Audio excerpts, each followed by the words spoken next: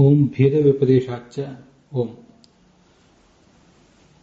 ಈ ಸೂತ್ರಕ್ಕೆ ಸಂಬಂಧಪಟ್ಟಂತೆ ತತ್ವಪ್ರಕಾಶಕ, ಸತ್ತರ್ಕ ದೀಪಾವಳಿ ಇದೆಲ್ಲವನ್ನು ಕೂಡ ನಾವೀಗಾಗಲೇ ನೋಡಿ ಮುಗಿಸಿದ್ದೀವಿ. ತತ್ವ ಪ್ರದೀಪ ಕೂಡ ಸಮಾಪ್ತವಾಗಿದೆ. ಈಗ ನಾವು ನೋಡಬೇಕಾದದ್ದು ಭಾಷ್ಯದೀಪಿಕಾ, ಜಗನ್ನಾಥ ಯತಿಗಳ ಭಾಷ್ಯದೀಪಿಕಾ ನೋಡಬೇಕು. ಅಲ್ಲಿ ಈಗಾಗಲೇ 3 ಟೀಕಾಗಳಲ್ಲಿ ನೋಡಿರುವ ಸಂಗತಿಗಳನ್ನು ಬಿಟ್ಟು ಬೇರೆ ಯಾವುದಿದೆ ಅದನ್ನು ಮಾತ್ರ ನಾವು ನೋಡಿದರೆ ಸಾಕು. ಭಾಷ್ಯದೀಪಿಕಾದಲ್ಲಿ ಮೊದಲ ಒಂದು ಪುಟ ಬಿಟ್ಟು ಮುಂದೆ ಹೋಗಿರ್ತೇನೆ. ಅಲ್ಲಿ 134ನೇ ಪುಟದಲ್ಲಿ, ನಿಮ್ಮ ಪುಸ್ತಕದಲ್ಲಿ ಬೇರೆ ಪುಟ ಇದ್ದಿರಬಹುದು, ಅನಿಲಯನೆ ಇತ್ಯಾದಿ ಇದೆ. ಅಭಯಂ ಯಥಾ ಭವತಿ ತಥಾ ಧ್ಯಾನ ರೂಪಾಂ ಪ್ರತಿಷ್ಠಾಂ ಸ್ಥಿತಿಂ ವಿಂದತೆ. ಅಥ ಸೋಭಯಂ ಗತೋ ಭವತಿ ಅಭಯಂ ಪ್ರತಿಷ್ಠಾಂ ವಿಂದತೆ ಅಂತ ಹೀಗೆಲ್ಲ ಇದೆಯಲ್ಲ. ಅಲ್ಲಿ ಅಭಯಂ ಅಂದ್ರೆ ಇವನಿಗೆ ಭಯವಿಲ್ಲದಂತೆ ಆಗಿ, ಸಾಧಕನಿಗೆ ಭಯವಿಲ್ಲದಂತಾಗಿ, ಭಯರಹಿತನಾಗಿ, ಕ್ರಿಯಾವಿಶೇಷಣ. ಧ್ಯಾನ ರೂಪಾಂ ಪ್ರತಿಷ್ಠಾಂ, ಅಭಯಂ ಪ್ರತಿಷ್ಠಾಂ ವಿಂದತೆ ಅಂತಿದೆ. ಪ್ರತಿಷ್ಠಾ ಅಂದ್ರೆ ಸ್ಥಿತಿ ಅಂತ ಅರ್ಥ. ಅದೆಂಥ ಸ್ಥಿತಿ ಅಂದ್ರೆ ಧ್ಯಾನ ರೂಪವಾದ ಸ್ಥಿತಿ. ಇದೊಂದನ್ನು ಮಾತ್ರ ಪ್ರತ್ಯೇಕವಾಗಿ ಓದಿದೆ. ಯಾಕೆಂದ್ರೆ ಅಲ್ಲಿ ಹಿಂದೆ ಧ್ಯಾನ ರೂಪವಾದ ಸ್ಥಿತಿ ಮತ್ತು ಜ್ಞಾನ ರೂಪವಾದ ಸ್ಥಿತಿ ಅಂತ ಹೀಗೆಲ್ಲ ಬೇರೆ ಬೇರೆ ವ್ಯಾಖ್ಯಾನಗಳು ಬಂದಿದ್ದವು. ತೈತ್ರಿಯ ಉಪನಿಷತ್ತಿನ ಮಾತು ಅಲ್ಲೊಂದು ವ್ಯಾಖ್ಯಾನ ಇತ್ತು, ಉಳಿದ ವ್ಯಾಖ್ಯಾನಕಾರ ಮಾಡಿದ್ದೊಂದು ಬೇರೆ ಇತ್ತು. ಅಂತೂ ಅದೇನೇ ಇರಲಿ, ಇನ್ನು ಮುಖ್ಯವಾಗಿ ಧ್ಯಾನ ಜ್ಞಾನ ಅಂತ ಅನ್ನೋದನ್ನು ಎರಡೆರಡನ್ನು ಪ್ರತ್ಯೇಕವಾಗಿ ಇಟ್ಕೊಳ್ಬೇಕು ಅಂತ ಆಲೋಚನೆ ಮಾಡೋದಕ್ಕಿಂತ ಈ ಜಿಜ್ಞಾಸ ಅನ್ನೋದು ಏನಿದೆಯಲ್ಲ, ಬ್ರಹ್ಮ ಜಿಜ್ಞಾಸ ಅಂತ, ಆ ಬ್ರಹ್ಮ ಜಿಜ್ಞಾಸ ಅನ್ನೋದೇ ಶ್ರವಣ ಮನನ ಧ್ಯಾನ ಈ ಮೂರನ್ನೂ ಒಳಗೊಂಡದ್ದು. ಅದು ನಾವು ಹಿಂದೆ ನೋಡಿದ್ದೇವೆ. ಆದ್ರಿಂದ ದೃಢವಾದ ಶ್ರವಣ, ದೃಢವಾದ ಮನನ ಮತ್ತು ದೃಢವಾದ ಸ್ಥಿತಿಯನ್ನ, ದೃಢವಾದ ಧ್ಯಾನವನ್ನು ಅವನು ಹೊಂದುತ್ತಾನೆ ಅಂತ ಅರ್ಥ ಮಾಡೋದು ಸರ್ವಾಂಗ ಪೂರ್ಣವಾದಂಥ ಅನುಸಂಧಾನ ಆಗ್ತದೆ. ಹೀಗೆ ಮಾಡಿದರೆ ಆ ಉಪಾಸಕ ಅಭಯಂ, ಬಹಿರಹಿತನಾದ ಭಗವಂತನನ್ನು ಹೊಂದುತ್ತಾನೆ. ಅಭಯ ಅಂತ 2 ಸರಿ ಇದೆ. ಮೊದಲನೇದು ಕ್ರಿಯಾ ವಿಶೇಷಣ, ಎರಡನೇದು ಭಗವಂತನಿಗೆ ವಿಶೇಷಣ ಅಂತ ಹೀಗೆ ತಿಳ್ಕೊಂಡ್ರೆ ಆಯ್ತು. ಮುಂದೆ ತತ್ವಮಸಿ ಅಂತ ವೇದವಾಕ್ಯ ಇದೆ. ಆ ತತ್ವಮಸಿ ಅಂತ ಅನ್ನೋದಕ್ಕೆ ಸಂಬಂಧಪಟ್ಟಂತೆ ಅಲ್ಲಿರುವುದೆಲ್ಲನೂ ನೋಡಬೇಕಾಗಿಲ್ಲ. ಅಲ್ಲಿ ಕೊನೆಗೊಂದು ಪ್ಯಾರಾಗ್ರಾಫ್ ಇದೆ. ಆದ್ಯಂ ಉದ್ದಾಲಕೇನ ಶ್ವೇತಕೇತುಂ ಪ್ರತಿ ಉಪದಿಷ್ಟಂ ಛಂದೋಗಂ ವೇದವಾಕ್ಯಂ ದ್ವಿತೀಯಂ ಬೃಹದಾರಣ್ಯಕ ವಾಮದೇವೋಕ್ತಂ. ಅದನ್ನು ನೋಡೋಣ. ಮೊದಲನೇದ್ದು ಉದ್ದಾಲಕೇನ ಶ್ವೇತಕೇತುಂ ಪ್ರತಿ ಉಪದಿಷ್ಟಂ. ಛಂದೋಗ ಅಂದ್ರೆ ಛಾಂದೋಗ್ಯ ಉಪನಿಷತ್ತು. ಅಲ್ಲಿ ಬಂದಿರುವಂತಹ ಮಾತು, ಉದ್ದಾಲಕರು ತಂದೆ ಮಗನಾದ ಶ್ವೇತಕೇತುವಿಗೆ ಹೇಳಿದ ಮಾತು. ಅವನು ಗುರುಕುಲದಿಂದ ಬಂದಾಗ ನಾನು ಬಹಳ ಓದಿಬಿಟ್ಟಿದ್ದೀನಿ ಅಂತ ಅಹಂಕಾರ ಪಟ್ಟಿರ್ತಾನಲ್ಲ, ಅವನ ಕುರಿತು ಹೇಳಿದಂತಹ ಒಂದು ಮಾತು. ಮತ್ತು ಎರಡನೇದು ಬೃಹದಾರಣ್ಯಕದಲ್ಲಿ ವಾಮದೇವೋಕ್ತಂ. ಬೃಹದಾರಣ್ಯಕ ಉಪನಿಷತ್ತಿನ ವಾಮದೇವರು ಹೇಳಿದ್ದ ಅಹಂ ಬ್ರಹ್ಮಾಸ್ಮಿ ಅಂತ ಹೀಗೆ, ಅಹಂ ಮನುಹು ಅಹಂ ಅಂತ ಹೀಗೆಲ್ಲ ಒಂದು 4-6 ಸಂಗತಿಗಳನ್ನು ಹೇಳ್ತಾರೆ ಅವರು. ಅದೆಲ್ಲವೂ ಬ್ರಹ್ಮ ಹೇಳಿದ್ದು. ವಾಮದೇವರು ತಾವು ಬ್ರಹ್ಮ ಅಂತ ಹೇಳ್ಕೊಂಡದ್ದಲ್ಲ, ಬ್ರಹ್ಮ ತಾನು ಹೇಳಿದ್ದು ಅಂತ ಅಲ್ಲಿ ವ್ಯಾಖ್ಯಾನ ಇದೆ.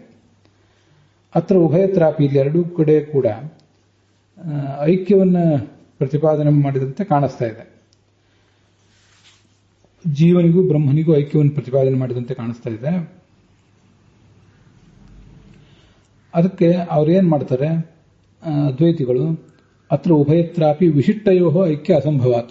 ಈ 2 ಪ್ರಸಂಗಗಳಲ್ಲೂ ಕೂಡ ವಿಶಿಷ್ಟವಾದವುಗಳಿಗೆ ಏನು ವಿಶಿಷ್ಟ ಅದನ್ನೆಲ್ಲ ಸ್ವಲ್ಪ ಈ ಬೇರೆ ಬೇರೆ ಕಡೆ ಬಂದಿರೋ ಪ್ರಕಾರ ತಿಳ್ಕೋಬೇಕಾಗ್ತದೆ ನಾವು.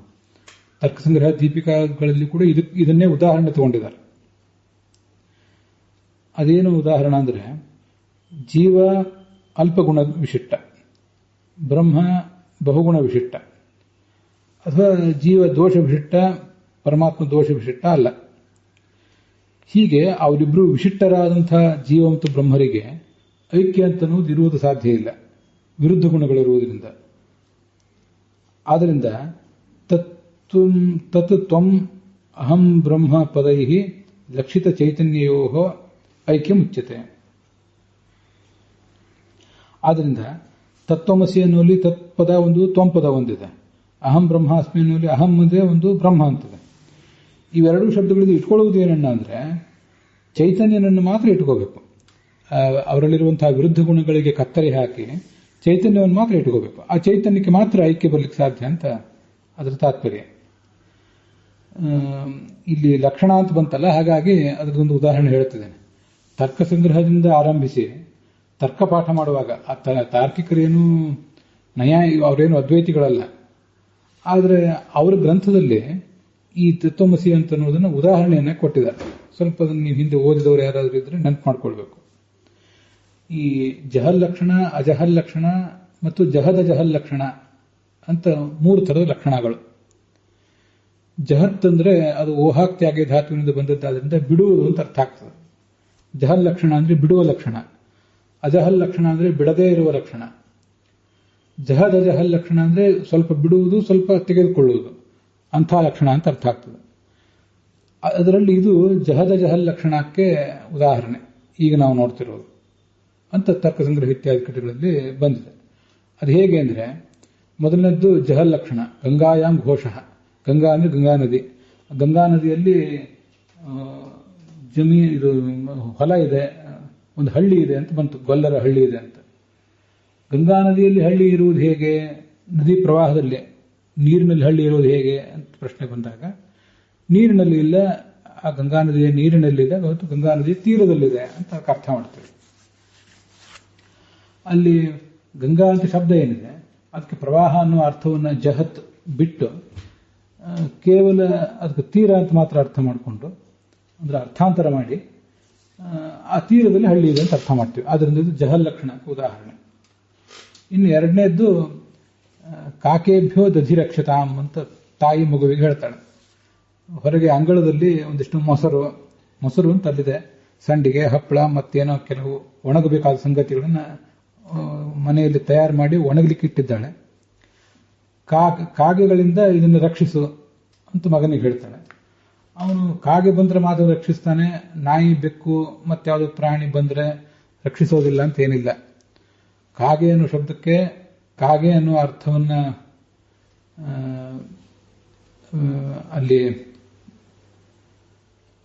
ಅದನ್ನೂ ಇಟ್ಕೊಂಡು ಅದಲ್ಲದೇನೆ ಮತ್ತೆ ಕಾಗೆ, ನಾಯಿ ಮೊದಲಾದ ಪ್ರಾಣಿಗಳನ್ನು ಇಟ್ಟುಕೊಂಡು ಆ ಯಾವ್ದ್ಯಾವುದು ಮೊಸರು, ಸಂಡಿಗೆ, ಹಪ್ಪಳ ಇತ್ಯಾದಿಗಳಿಗೆ ತೊಂದರೆ ಕೊಡ್ತದೋ ಅದೆಲ್ಲವನ್ನು ಕೂಡ ಓಡಿಸಬೇಕು ಅಂತ ಅರ್ಥ ತಿಳ್ಕೊತಾನೆ. ಇದು ಸಹಜವಾಗಿದೆ. ಇದು ಅಜಹಲ್ ಲಕ್ಷಣಕ್ಕೆ ಉದಾಹರಣೆ. ಕಾಕ ಅನ್ನೋ ಶಬ್ದಕ್ಕೆ ಕಾಗೆ ಅಂತ ಅರ್ಥ ಇದೆ, ಅದನ್ನು ಬಿಡಲಿಲ್ಲ. ಕಾಕ ಅನ್ನೋದನ್ನು ಪೂರ್ಣವಾಗಿ ಗಂಗಾಯಾಮ್ ಘೋಷ ಅನ್ನೋದು ಪ್ರವಾಹ ಅನ್ನೋದನ್ನು ಪೂರ್ಣವಾಗಿ ಬಿಟ್ಟೇ ಬಿಟ್ವಿ. ಪ್ರವಾಹದಲ್ಲಿ ಹಳ್ಳಿ ಇರುವುದೇ ಸಾಧ್ಯ ಇಲ್ಲ, ತೀರದಲ್ಲಿ ಮಾತ್ರ ಇದೆ. ಆದ್ರಿಂದ ಅಲ್ಲಿ ಬಿಟ್ಟೇ ಬಿಟ್ಟಿದ್ದೀವಿ. ಹಾಗೆ ಇಲ್ಲಿ ಪೂರ್ಣವಾಗಿ ಬಿಟ್ಟಿಲ್ಲ. ಕಾಗೇನು, ನಾಯಿ, ಬೆಕ್ಕು ಎಲ್ಲನೂ ಕೂಡ ಇಟ್ಕೊಂಡಿದ್ದಾರೆ. ಅದರಿಂದ ಇದು ಅಜಹಲ್ ಲಕ್ಷಣಕ್ಕೆ ಉದಾಹರಣೆ. ತತ್ವಮಸಿ ಅಂದ್ರೆ, ತತ್ವ ಅಂದ್ರೆ ಬ್ರಹ್ಮ, ಸರ್ವಜ್ಞತ್ವಾದಿ ಸತ್ಯಂ ಜ್ಞಾನಂ ಅನಂತಂ ಇತ್ಯಾದಿ ಗುಣಗಳಿಂದ ವಿಶಿಷ್ಟನಾದ ಬ್ರಹ್ಮ. ತ್ವಂ ಅಂದ್ರೆ ಅಲ್ಪಜ್ಞತ್ವಾದಿ ಗುಣಗಳಿಂದ ವಿಶಿಷ್ಟನಾದ ಜೀವ. ಈ ಜೀವರಿಬ್ಬರಿಗೂ ಕೂಡ ವಿಶಿಷ್ಟಯೋ ಐಕ್ಯ ಅಸಂಭವಾತ್, ಐಕ್ಯ ಕೂಡುವುದಿಲ್ಲ. ಆದ್ರಿಂದ ತತ್ ಎಂಬುದರಿಂದ ಏನು ತಗೋಬೇಕು? ಅವನ ಗುಣಗಳಿಗೆ ಕತ್ತರಿ ಹಾಕಿ, ಭಗವಂತನ ಗುಣಗಳಿಗೆ ಕತ್ತರಿ ಹಾಕಿ ಐಕ್ಯ ಚೈತನ್ಯ ಅಂತ ಮಾತ್ರ ಇಟ್ಕೋಬೇಕು. ಈ ಕಡೆ ತ್ವಂ ಅನ್ನೋದಕ್ಕೂ ಕೂಡ ಜೀವನ ಅಲ್ಪ ಗುಣಗಳಿಗೆ, ಅವನ ಅಪರಿಪೂರ್ಣತೆಗೆ ಕತ್ತರಿ ಹಾಕಿ ಚೈತನ್ಯವನ್ನು ಮಾತ್ರ ಇಟ್ಕೋಬೇಕು. ಆದ್ರಿಂದ ಮತ್ತೆ ಅವರಿಬ್ಬರಿಗೂ ಆ ಎರಡೂ ಚೈತನ್ಯಗಳಿಗೆ ಐಕ್ಯವನ್ನು ಹೇಳಬೇಕು ಅಂತ ಆ ಅದ್ವೈತದ ಅಭಿಪ್ರಾಯ. ಅದನ್ನು ತಾರ್ಕಿಕರು ತಮ್ಮ ಗ್ರಂಥದಲ್ಲಿ ಉದಾಹರಣೆ ಕೊಟ್ಟಿದ್ದಾರೆ ಅಷ್ಟೇ. ಅವರೇನು ಅದ್ವೈತ ಹೇಳುವವರಲ್ಲ, ಅದು ಗೊತ್ತಿಲ್ಲ, ಉದಾಹರಣೆ ಕೊಟ್ಟಿದ್ದಾರೆ. ಇದು ಜಹದ ಜಹಲ್ ಲಕ್ಷಣಕ್ಕೆ ಉದಾಹರಣೆ. ಇಲ್ಲಿ ಚೈತನ್ಯ ಅನ್ನೋ ಅರ್ಥವನ್ನ ಅಜಹತ್ ಬಿಡಲಿಲ್ಲ, ಆದರೆ ಪೂರ್ಣ ಗುಣ, ಅಲ್ಪಗುಣ ಮೊದಲಾದ ಗುಣಗಳಿಗೆ ಜಹತ್ ಅದನ್ನು ಬಿಟ್ಟು ಬಿಟ್ಟಿದೆ. ಹೀಗಿದು ಜಹದ ಜಹಲ್ ಲಕ್ಷಣಕ್ಕೆ ಉದಾಹರಣೆ ಅಂತ ಅವರು ಹೇಳ್ತಾರೆ. ಆದಿಪದದಿಂದ ಇದೊಂದು ಉದಾಹರಣೆ, ಇದಕ್ಕೆ ನಾವು ಬೇರೆ ಅರ್ಥವನ್ನು ಹೇಳ್ತೀವಿ ಅಂತ ನಮ್ಮ ತಾತ್ಪರ್ಯ. ಮತ್ತೆ ಇತ್ಯಾದಿ ಶ್ರುತಿ ವಿರೋಧ ಅಂತಿದೆ ಭಾಷ್ಯದಲ್ಲಿ. ಇತ್ಯಾದಿ ಅಂದ್ರೆ ಯಾವುದನ್ನು ತಿಳ್ಕೊಳ್ಬೇಕು? ಈ ಯೋಸಾವಸು ಪುರುಷ ಸೋಹಮಸ್ಮಿ ಈಶಾವಾಸ್ಯ ಉಪನಿಷತ್ನಲ್ಲಿ ತದ್ಯೋಹಂ ಸೋಸೌ ಯೋಸೌ ಸೋಹಂ, ಇದರ ಐತರಿಯ ಆರಣ್ಯಕ ಅಂದರೆ ಐತರಿಯ ಉಪನಿಷತ್ತು ಇದ್ದಿರಬೇಕು. ದ್ವಿತೀಯ ಪ್ರಘಟ್ಟಕ, ದ್ವಿತೀಯ ಅಧ್ಯಾಯ ಅಂತೀಗೆಲ್ಲ ಬರ್ತದೆ, ಅಲ್ಲಿದ್ದಿರಬೇಕು. ಅವು ಕೂಡ ಐಕ್ಯವನ್ನು ಹೇಳುವಂತೆ ಕಾಣುತ್ತವೆ. ಇತ್ಯಾದಿ ಶ್ರುತಿ ಗೃಹ್ಯತೆ, ಇವೆಲ್ಲ ಶ್ರುತಿಗಳನ್ನು ಅಲ್ಲಿ ಗ್ರಹಿಸಬೇಕು ಅಂತ ತಾತ್ಪರ್ಯ. ಮುಂದೆ ಈ ಭಾಷ್ಯ ದೀಪಿಕಾದಲ್ಲಿ ಅಸನಾತ್ ಅಂದ್ರೆ ಜಗತ್ ಸಂಹರಣಾತ್ ಅಸಿಹಿ ಅಂತಿದೆ, ಅದೊಂದನ್ನು ಗಮನಿಸಬೇಕು. ಆ ಅರ್ಥವೊಂದು ಹಿಂದೆ ಬರಲಿಲ್ಲ. ಅಸನಾದ್ ಅಸಿನಾಮಾಸವು ಅಂತ ಗೀತಾ ಪ್ರಸ್ಥಾನದಲ್ಲಿ ಅದಕ್ಕೆ ಅರ್ಥ ವಿವರಣೆ ಮಾಡಿದ್ದಾರೆ. ಹಿಂದೆ ನಾವು ನೋಡಿರಬಹುದು, ಅರ್ಥ ಹೋಗಿದ್ರೆ ಅದನ್ನು ಗಮನಿಸಬೇಕಷ್ಟೆ. ಈಗ ಅಸಿ ಅಂದ್ರೆ ಖಡ್ಗ. ಯಾಕೆ ಖಡ್ಗ? ಅದಕ್ಕೆ ಶಬ್ದಾರ್ಥ ಕೌಸ್ತುಭ ಮೊದಲಾದ ಕೋಶಗಳಲ್ಲಿ ಅಸು ಕ್ಷೇಪಣೆ ಅಂತ. ಕ್ಷೇಪಣೆ ಅಂದ್ರೆ ಬಿಸಾಕುವುದು. ಹೇಗೆ ಬಿಸಾಕುವುದು? ಕತ್ತರಿಸಿ ಬಿಸಾಕುವುದು. ತಲೆ ಇತ್ಯಾದಿಗಳನ್ನು ಕತ್ತರಿಸಿ ಬಿಸಾಕುವುದರಿಂದ ಅಸಿ ಅಂದ್ರೆ ಖಡ್ಗ, ನಮ್ಗೆ ಗೊತ್ತಿದೆ. ಅಸುಕ್ಷೇಪಣಿ ಧಾತುವಿಗೆ ಈ ಅಂತ ಪ್ರತ್ಯಯ ಬಂದು ಹುಟ್ಟಿರುವಂತಹ ರೂಪ ಅದು. ಇಲ್ಲಿ ಜಗನ್ನಾಥೇತಿಗಳು ಬರೀತಾರೆ ಅಸನಾಥ್ ಅಂದ್ರೆ ಜಗತ್ ಸಂಬಂಧ ಹರಣ, ಜಗತ್ ಸಂಹರಣಾತ್, ಜಗತ್ತನ್ನು ಪ್ರಳಯ ಕಾಲ ನಾಶಪಡಿಸ್ತಾನಲ್ಲ, ಆದ್ರಿಂದ ಅವನನ್ನ ಅಸಿ ಅಂತ ಕರೀತಾರೆ. ಜಗತ್ತು ಅಂದ್ರೆ ಜಡವಾದ ಜಗತ್ತು ಮಾತ್ರ ಅಲ್ಲ, ಚೇತನ ಜಗತ್ತನ್ನು ಕೂಡ ಅವನು ಸಂಹರಿಸ್ತಾನೆ. ನೃಸಿಂಹರೂಪಿ ಸರ್ವೇಶಾಂ ಭಿತ್ವಾ ತಾಭಿರಲಂಕೃತ. ನರಸಿಂಹರೂಪದಿಂದ ಬ್ರಹ್ಮಾದಿ ದೇವತೆಗಳೆಲ್ಲರನ್ನೂ ಕೂಡ ಸಂಹರಿಸಿ ಅವರ ಆ ಭೌತಿಕ ದೇಹಗಳನ್ನು ತನ್ನ ಮೇಲೆ ಅಲಂಕಾರ ಮಾಡಿಕೊಂಡು ನೃತ್ಯತೆ ಪ್ರಳಯ ದೇವ, ಪ್ರಳಯ ಕಾಲದಲ್ಲಿ ನರಸಿಂಹ ರೂಪದ ಭಗವಂತ ನರ್ತನ ಮಾಡ್ತಾನೆ ಅಂತ ಬಂದಿದೆ. ಹೀಗೆ ಈಗ ನಾವು ನೋಡ್ತಿರುವುದೇನಿದೆ ತತ್ವಮಸಿ ಅಂತನ್ನುವುದು, ಅಹಂ ಬ್ರಹ್ಮಾಸ್ಮಿ ಅನ್ನೋದು, ಇದಕ್ಕೆ ಎರಡು ರೀತಿಯಾದ ಯೋಜನೆ ನಾವು ಹೇಳೋದು. ಅದು ಹಿಂದೆ ನಾವು ನೋಡಿದ್ದೀವಿ, ಇನ್ನೊಂದ್ಸರಿ ನೆನಪು ಮಾಡ್ತೇನೆ. ಒಂದು, ವಿಷ್ಣು ಸಹಸ್ರನಾಮ ಇದ್ದಂತೆ ತತ್ ತ್ವಂ ಅಸಿ ಅಹಂ ಬ್ರಹ್ಮ ಅಸ್ಮಿ ಎಲ್ಲವೂ ಕೂಡ ಪ್ರತ್ಯೇಕವಾಗಿ ಭಗವಂತನ ನಾಮ. ಅದು ವಾಕ್ಯ ಇಲ್ಲವೇ ಇಲ್ಲ. ಅಲ್ಲಿ ವಿಷ್ಣು ಷಟ್ಕಾರೋ ಅನ್ನೋದು ಏನೂ ವಾಕ್ಯ ಇಲ್ಲ, ನಮ್ಗೆ ಗೊತ್ತಿದೆ. ಒಂದೊಂದು ಪ್ರತ್ಯೇಕ ನಾಮವೇ. ಹಾಗೆ ತತ್ವ ಅನ್ನೋದು ಭಗವಂತನ ನಾಮ, ತ್ವಂ ಅನ್ನೋದು ಭಗವಂತನ ನಾಮ, ಅಸಿ ಅನ್ನೋದು ಭಗವಂತನ ನಾಮ. ಹೇಗೆ ಅಂದ್ರೆ ಅಸಿ ಅಂದ್ರೆ ಖಡ್ಗ, ಖಡ್ಗದಂತೆ. ಖಡ್ಗ ಹೇಗೆ ಸಂಹಾರಕನೋ ಹಾಗೆ ಭಗವಂತನು ಸಂಹಾರಕ ಅಂತ. ಮತ್ತೊಂದರ್ಥ ತತ್ವಮಸಿ ಅಂದ್ರೆ ನೀನೇ ಬ್ರಹ್ಮನಾಗಿದ್ದೆ. ಅದಕ್ಕೆ ಇದು ಐಕ್ಯವನ್ನು ಹೇಳುವಂತೆ ಕಂಡ್ರೂ ಕೂಡ ನೀನು ಬ್ರಹ್ಮನ ಅಧೀನನಾಗಿದ್ದೆ ಅಂತ ಅರ್ಥ, ಬ್ರಹ್ಮ ನಿನಗೆ ಮಾಲೀಕನಾಗಿದ್ದಾನೆ ಅಂತ ಅರ್ಥ. ಹೀಗೆ ಇದು ವಾಕ್ಯ ಜೋಡಣೆ ಅಂತ ಇಟ್ಕೊಂಡ್ರು ನಮಗೇನು ತೊಂದರೆ ಇಲ್ಲ, ಅದಕ್ಕೂ ಆಚಾರ್ಯ ವ್ಯವಸ್ಥೆ ತೋರಿಸಿದ್ದಾರೆ. ವಾಕ್ಯ ಜೋಡಣೆ ಅಲ್ಲದೆ ಹೋದರೆ ಪ್ರತಿಯೊಂದು ಶಬ್ದ ಸಮನ್ವಯ ಮಾಡಿದರೆ ಆವಾಗಲೂ ನಮಗೆ ಅದು ಭಗವಂತ ನಾಮ ಆಗುವುದರಿಂದ ಏನು ತೊಂದರೆ ಇಲ್ಲ ಅಂತ ಅದೊಂದು ತಿಳ್ಕೊಳ್ಬೇಕು.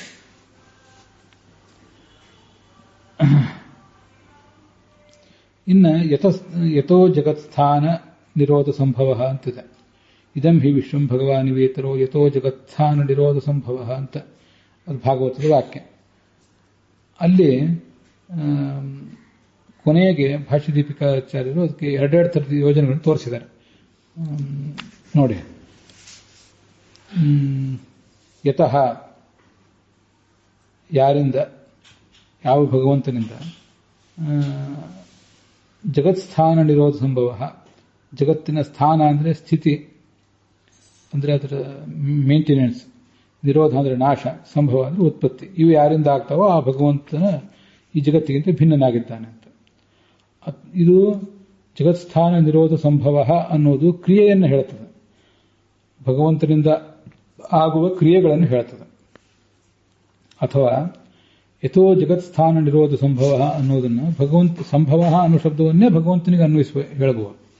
ಅದನ್ನು ಯದ್ವಾ ಅಂತ ಅದನ್ನೇ ಹೇಳ್ತಾರೆ.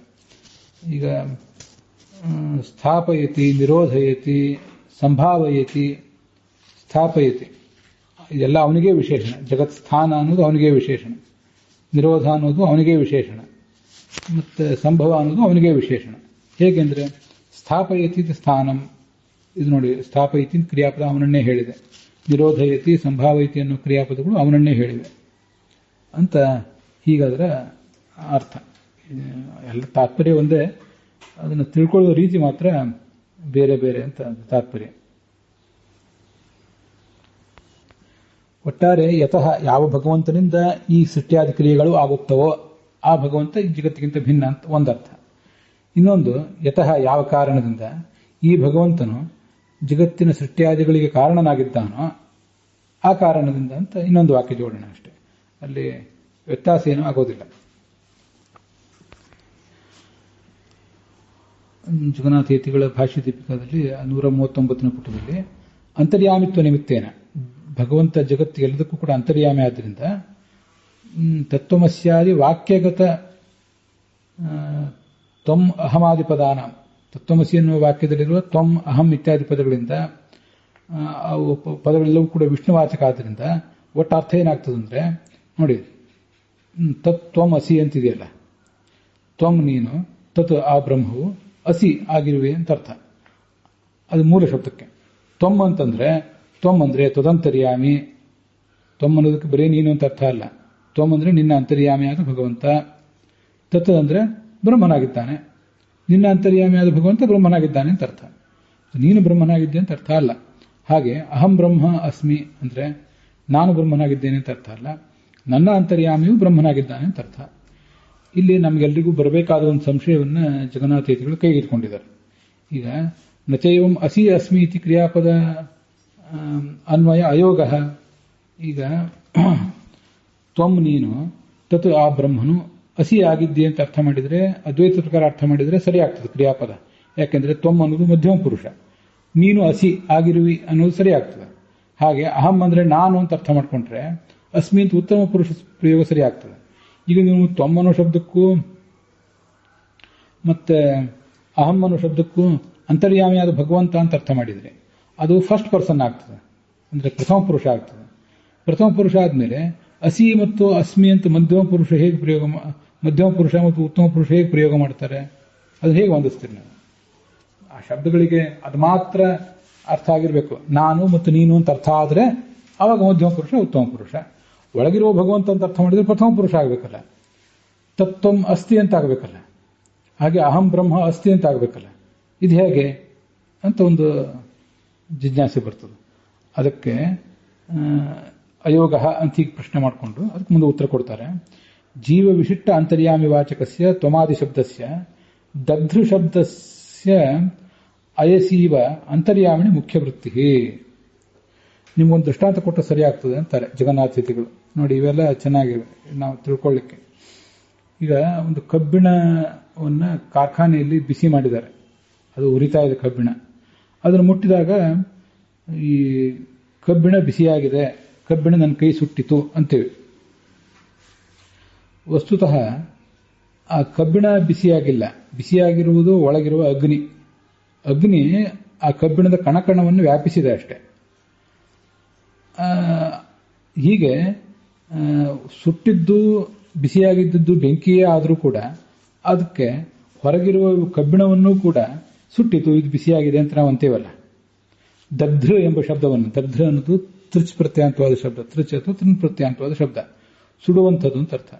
ಅದನ್ನ ಅಯಸಿ ಇವ, ಅಯಸ್ ಅಂದ್ರೆ ಕಬ್ಬಿಣದಲ್ಲಿ ಹೇಗೆ ಪ್ರಯೋಗ ಮಾಡ್ತೀವೋ, ಮೂಲತಃ ಅದು ಬೆಂಕಿಯಲ್ಲೇ ಇದ್ರೂ ಕೂಡ ದಗ್ಧೃತ್ವ ಅನ್ನೋದು, ಅದನ್ನು ಬೆಂಕಿಯಲ್ಲಿ ಹೇಗೆ ನಾವು ಪ್ರಯೋಗ ಮಾಡ್ತೀವೋ ಹಾಗೆ ಅಂತರ್ಯಾಮಿನಿ ಮುಖ್ಯ ವೃತ್ತಿ.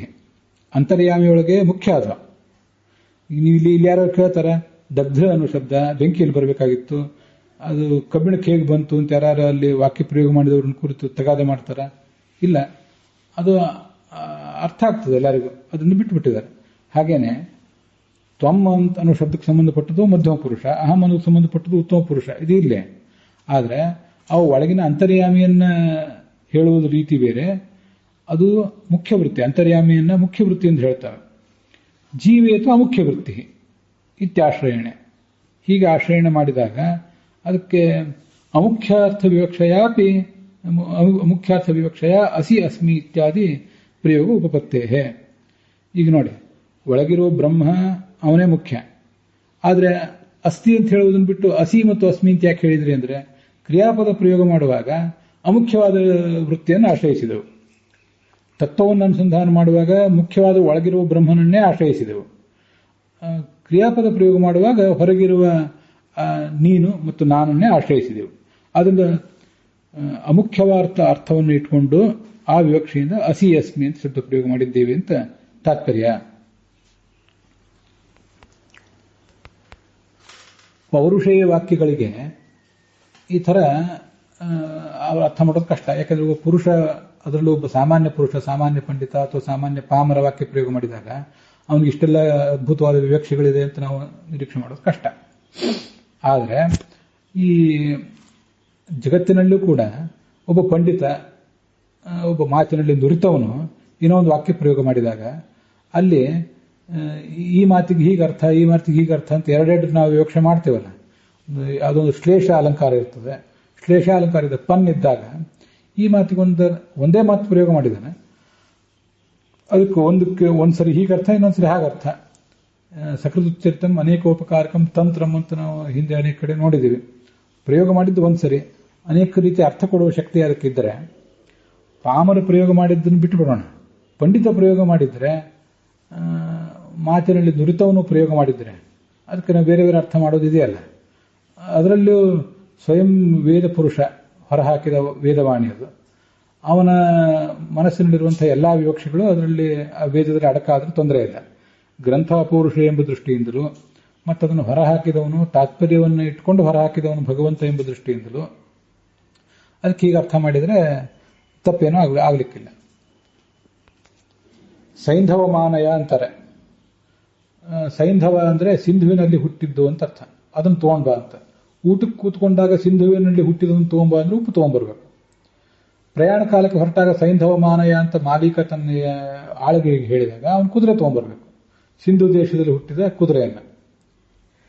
ಹೀಗೆ ಅಲ್ಲಿ ಕುದುರೆ ಮತ್ತೆ ಈ ಉಪ್ಪು ಎರಡೂ ಕೂಡ ಪ್ರಧಾನವಾದ ಅರ್ಥಗಳೇ.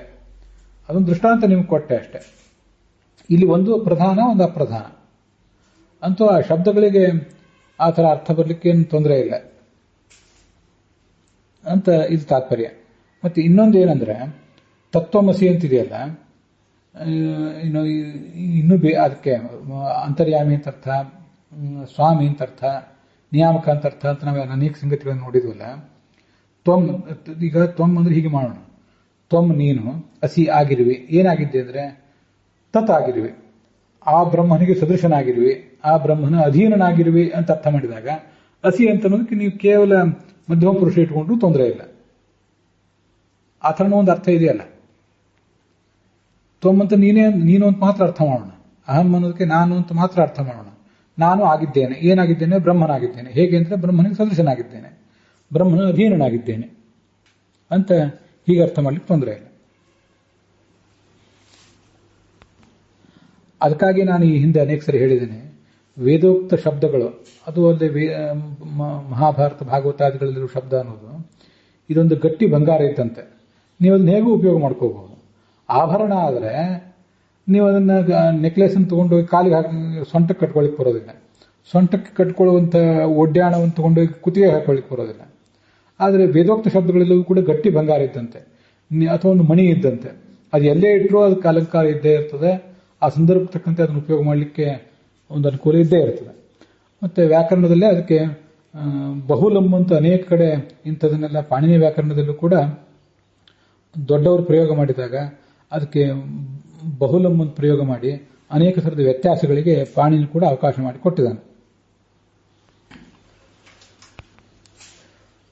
ಬೈಬಲಲ್ಲಿ ಹಳೆಯ ಒಡಂಬಡಿಕೆಯಲ್ಲಿ ಮಾತಿದೆ. ಅನೇಕ ಸರಿ ಗೋವಿಂದಾಚಾರ್ಯ ಅದನ್ನು ಹೇಳಿದ್ದಾರೆ.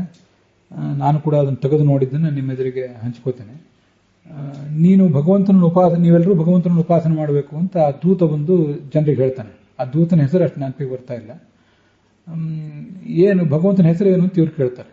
ಆಗ ಅವನು ಆ ಇಂಗ್ಲಿಷಿನಲ್ಲಿ ಅಥವಾ ಈಗ ಕನ್ನಡದ ಅನುವಾದದಲ್ಲೂ ಕೂಡ ಹಾಗಿದೆ.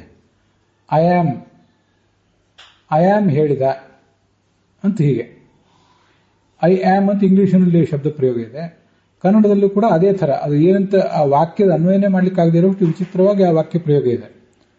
ನಾನು ಹೇಳಿದ, ಸಾರಾಂಶ ನಿಮ್ಗೆ ಹೇಳ್ತೇನೆ. ನಾನು ಹೇಳಿದೆ ಅಂತಿಲ್ಲ ಅಲ್ಲಿ. ನಾನು ಹೇಳಿದ ಅಂತ ವಾಕ್ಯ ಪ್ರಯೋಗ ಇದೆ. ಅದು ನಾನು ಹೇಳಿದ ಅನ್ನೋ ವಾಕ್ಯ ಹೇಗೆ ಸರಿಯಾಗ್ತದೆ? ನಾನು ಹೇಳಿದೆ ಅಂತ ಆಗಬೇಕಲ್ಲ ನಾವು ಕಲಿತ ಪ್ರಕಾರ. ಅದಕ್ಕೆ ನಾನು ಅಂದ್ರೆ ಆ ದೇವದೂತ, ನಾನು ಅಂದ್ರೆ ಈ ಸಾಧಕರು, ಇವ್ರು ಯಾರೇ ಇರಲಿ, ಇವ್ರೊಳಗಿರುವಂತಹ ಭಗವಂತ ಹೇಳ್ತಾನೆ. ಅವನು ಈ ರೀತಿಯಾಗಿ ಉಪಾಸನೆ ಮಾಡಬೇಕು ಎಲ್ಲರೂ ಕೂಡ ಅಂತ ನಿರೀಕ್ಷೆ ಮಾಡ್ತಾನೆ. ತನ್ನ ಭಕ್ತರೆಲ್ಲರೂ ಕೂಡ ಹೀಗೆ ನಿರೀಕ್ಷೆ ಮಾಡ್ತಾನೆ ಅಂತ ಅದರ ತಾತ್ಪರ್ಯ. ಮತ್ತೆ ಅದನ್ನ ಅಸಿ ಅಂತ ಅನ್ನೋದು ಏನಿದೆಯಲ್ಲ, ಅವೆಲ್ಲವೂ ಕೂಡ ಮಧ್ಯಮ ಪುರುಷ ಅಂತನ್ನೋದು, ಉತ್ತಮ ಪುರುಷ ಅಂತನ್ನೋದು, ಆ ತ್ವಮ್ ಅನ್ನೋ ಶಬ್ದ ಬಂದಾಗ ಮಧ್ಯಮ ಪುರುಷ ಬರಬೇಕು. ಭವಾನ್ ಅನ್ನೋ ಶಬ್ದ ಪ್ರಯೋಗ ಬಂದಾಗ ಪ್ರಥಮ ಪುರುಷ ಬರಬೇಕು. ಅಹಂ ಅನ್ನೋ ಶಬ್ದ ಬಂದಾಗ ಉತ್ತಮ ಪುರುಷ ಬರಬೇಕು. ಭವಾನ್ ಅನ್ನೋ ಜೊತೆಗೆ ಸಹ, ಏಷಃ, ತತ್ ಇತ್ಯಾದಿಗಳು ಬಂದಾಗಲೂ ಕೂಡ ಪ್ರಥಮ ಪುರುಷನೇ ಬರಬೇಕು ಅಂತ ನಿಯಮ ಇದೆ. ಇವು ನೋಡಿ, ಈಗ ಭವಾನ್ ಅಂತ ಅನ್ನೋದು ಬಂದಾಗ ಪ್ರಥಮ ಪುರುಷ ಪ್ರಯೋಗ ಮಾಡಬೇಕು ಅಂತ ನಮ್ಗೆ ಗೊತ್ತಿದೆಯಲ್ಲ. ಅದು ನಮಗೆ ಅರ್ಥದೃಷ್ಟಿಯಿಂದ ಅಸಹಜ ಅಲ್ವಾ? ಭವಾನ್ ಅಂದ್ರೆ ತಾನು, ತಾವು ಹೋಗುತ್ತಾರೆ ಅಂತ ಆಗ್ತದೆ. ಅದು ಪ್ರಶ್ನೆ ಅಲ್ಲ. ತಾವು ಹೋಗುತ್ತೀರಿ ಅಂತಾನೆ ಅದಕ್ಕೆ ಅರ್ಥ. ಕನ್ನಡದಲ್ಲಿ ನಾವು ಹಿಂದಿಯಲ್ಲಿ ಕೂಡ ಭವಾನ್ ಅಂತ ಅನ್ನೋದಕ್ಕೆ ತಾವು ಆಪ್ ಅಂತ ಏನು ಪ್ರಯೋಗ ಮಾಡ್ತಾರೆ, ಅದು ಎಲ್ಲೂ ಯಾರು ಕೂಡ ಹೋಗುತ್ತಾರೆ ಅಂತ ಪ್ರಯೋಗ ಮಾಡೋದಿಲ್ಲ. ಅದನ್ನೆಲ್ಲರೂ ಸಹಜವಾಗಿ ಹೋಗುತ್ತೀರಿ ಅಂತಲೇ ಮಾಡ್ತಾರೆ. ಆದರೂ ಕೂಡ ಭವಾನ್ ಅಂತ ಅನ್ನೋದಕ್ಕೆ ಪ್ರಥಮ ಪುರುಷ ಹೇಗೆ? ಅವು ಕೆಲವು ವ್ಯಾಕರಣದ ನಿಯಮಗಳಷ್ಟೇ. ಭವಾನ್ ಅಂತ ಅನ್ನೋದಕ್ಕೆ ನೀನು ಅಂತ ಅರ್ಥ ಇದ್ರೂ ಅದು ಹೇಗೆ ಪ್ರಥಮ ಪುರುಷ ಅನ್ನೋದು ಅದಕ್ಕೆ ವ್ಯಾಕರಣ ಪ್ರಾಪ್ತನೋ ಹಾಗೆ ತ್ವಮ್ ಅಂತ ಅನ್ನುವುದಕ್ಕೆ ನೀನು ಅಂತ ಅನ್ನೋದು ಅಮುಖ್ಯ ಅರ್ಥ, ನಿನ್ನೊಳಗಿರುವ ಭಗವಂತ ಅನ್ನೋದು ಮುಖ್ಯ ಅರ್ಥ.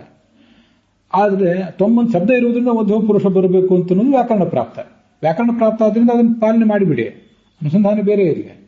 ಹಾಗೆ ಅಹಂ ಅಂತ ಅನ್ನೋದಕ್ಕೆ ನಾನು ಅನ್ನೋದು ಮುಖ್ಯ ಅರ್ಥ, ಒಳಗಿರುವ ಭಗವಂತ ಅನ್ನೋದು ಮುಖ್ಯ ಅರ್ಥ. ಆದರೆ ಅಹಂ ಶಬ್ದ ಬಂದಾಗ ಉತ್ತಮ ಪುರುಷ ಬರಬೇಕು ಅಂತಿದೆ. ಅದನ್ನ ವ್ಯಾಕರಣ ನಿಯಮ ಆ ಕಡೆ ಪಾಲನೆ ಮಾಡಿ. ವ್ಯಾಕರಣ ನಿಯಮಕ್ಕೆ ಭಂಗ ತೋರೋದು ಬೇಡ. ಆದರೆ ಒಳಗಿರುವ ಅರ್ಥವನ್ನು ಕೂಡ ಈ ರೀತಿಯಾಗಿ ಸ್ಫುಟವಾಗಿ ಅನುಸಂಧಾನ ಮಾಡ್ಕೊಳ್ಳಿ ಅಂತ ಅದರ ತಾತ್ಪರ್ಯ. ಅವರು ಗೋವಿಂದಾಚಾರ್ಯ ಹೇಳಿದ್ದನ್ನ, ಬೈಬಲ್ ಬಂದದನ್ನ ಎಲ್ಲ ಸಂಗ್ರಹ ಮಾಡಿ ಹೇಳಿದ್ದೇನೆ. ಇಲ್ಲಿ ಜಗನ್ನಾಥೇತಿಗಳು ಕೂಡ ಹೇಳಿದ್ದನ್ನು ಸಂಗ್ರಹ ಮಾಡಿ ಹೇಳಿದ್ದೇನೆ. ದೇವದೂತ ಯಾರು ಅಂದ್ರೆ ಮೋಸೆಸ್. ಈಗ ನೀವು ನೆನಪು ಮಾಡಿಕೊಟ್ರೆ ಸರಿ ಆಯ್ತಾ.